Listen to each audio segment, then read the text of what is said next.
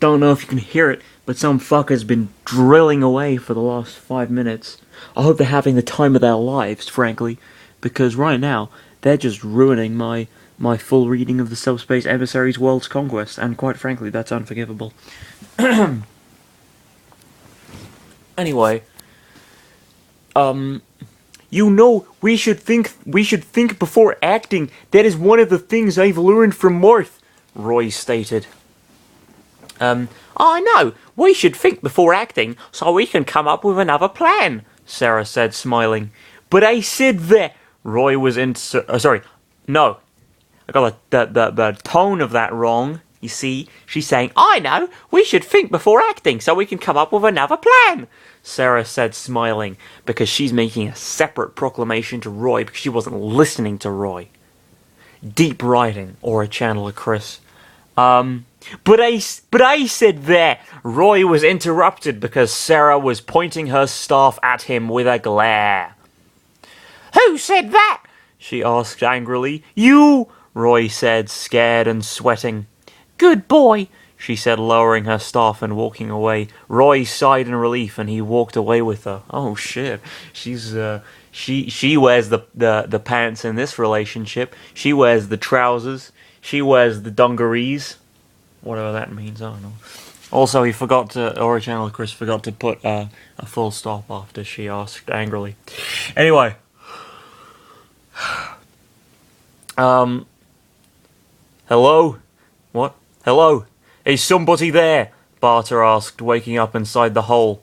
This time, Sarah told Eliwood about someone trying to kill Lynn in the forest, and he went inside the forest. Of course, she didn't said that Hector was with her, but that was part of her plan. In a blink, she appeared just in front of the couple. Sarah, where did you come from? Where did you came from? Hector asked in shock, grabbing his heart. Grabbing his fucking heart? He fucking Temple Dooms that shit. I'm sorry, Puss Puss, you look... Actually, you just look a bit cross. I thought you looked scared, but that's just from this angle.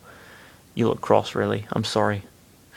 Calimar, he just fucking rips his own heart out. That's pretty impressive. Hey there, Hector. How have you been? Sarah asked, smiling. Fine. Good. I need your help. Someone is trying to take your axe, she said. My axe? But I have it right here. Hector gasped when he saw his axe gone from his belt. My axe! What is he, fucking... And my axe! Aragorn! Toss me! I don't know. It's been a while since I've seen Lord of the Rings. Sarah pointed to a random direction. Hurry up! The thief went to that direction! Hector ran away at mentioned direction, yelling, Come back here, you thief! I'll go with him to get his axe back, Sarah said, following Hector. I didn't see anyone grabbing Hector's axe. How weird, Lynn said to herself, getting in the thinking position. Yeah. I looked two little sentences down, and I've discovered that this mysterious figure is Roy, so I'll just do Roy's voice, whatever. Hold it right there, missy! A voice spoke from nowhere, and Lynn looked around, confused. Who is there? Show yourself, Lynn demanded. A black hooded figure wearing a black ninja costume appeared from the trees with a sword ready. Lynn only was able to see his eyes. You're one pretty girl. I'll take you to my house for some action. What the fuck? Isn't Lynn his mum? That's... okay. Sarah, I'm so going to kill you after this. The ninja said, and thought in his mind, it was Roy in disguise, and probably Sarah told him to say that to Lynn. Why? Maybe it will become clear soon. Only time will tell. You pervert! I'll show you some action! Lynn was trying to take her sword, but she looked at her belt and it was gone. My sword! Where is it? Still haven't quite recovered from what Roy was saying to his fucking mother. Alright. Back with Sarah. Hehehe. I knew Lynn was going to defend herself. Good thing Matthew stole her sword along with Hector's axe, Sarah thought, smirking a little. I saw somebody running to that direction. Who the fuck is Matthew? Whatever. Get back here, Hector yelled to no one in particular. That made Sarah to laugh a little. Back with Lynn and the pervert ninja, aka Roy. What's wrong? You lost your weapon or something? The ninja, Roy, asked. Why does it keep saying Roy? You've already mentioned it. You don't need to constantly reaffirm that fact. Ugh, I can't fight like this. Too bad. The ninja, Roy, ran towards her with his sword ready to cut her alive.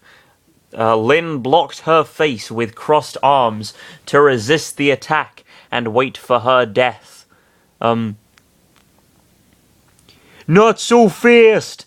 Eliwood came from nowhere and he shielded Lynn with his sword. The ninja, Roy, backed away after both swords impacted with each other. What was his plan if Eliwood took too long to show up? He just kill his mum. Then he'd definitely disappear. After both swords impacted with... Would it be possible for him to do that? To sort of to purposefully erase himself from existence like that? Or would he sort of cancel himself out the moment he touched Lynn? Whatever. After both swords impacted with each other. Eliwood, Lynn said, surprised. All right, it's working, Roy thought. Oh no, I can't fight against you. I need to escape. Then he ran away at high speed and Eliwood's sweat dropped, putting away his sword. That was easy though, Eliwood said. Thank you for saving me, Lynn said. You're a comrade. Why shouldn't I help you out? Well, that's true too, Lynn said, blushing a little. Behind some bushes, Matthew was watching the scene with weapons of Lynn and Hector. Who the fuck is Matthew? They do look like a good couple, he said, laughing heartily. Did you hear something? Eliwood asked after hearing someone laughing. Meow! Matthew turned into a cat to evade them. Did he turn into a kitty cat? Did he turn into a puss puss? Did he indeed? Turn into a cat to evade them. It's just a cat with vocal problems, Lynn said. Yeah, his voice is too deformed to be a cat, actually. Hey, Matthew thought angrily. Anyway, can you help me to search for my sword? Lynn asked. She lost her sword? Fine. Matthew gasped. That's the signal to escape. He was about to flee away, but he crashed into a hard wall. Ow! He rubbed his head and he glanced at the sudden random wall, but it wasn't a wall exactly.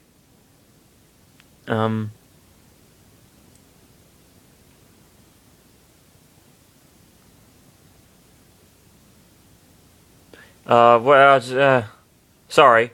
Sort of read ahead a little bit there. Sorry, apologies for the little 10-minute silence I presented you with there. Matthew?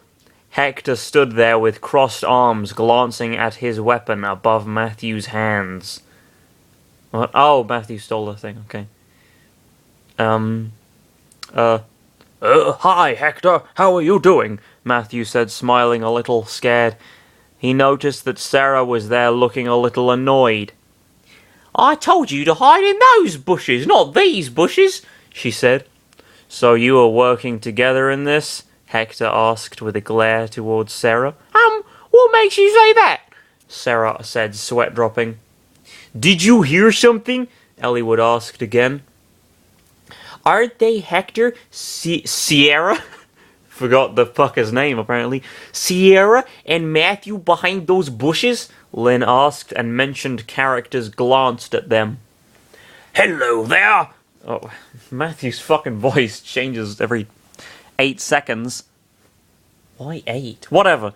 Matthew said, waving a hand, sweating.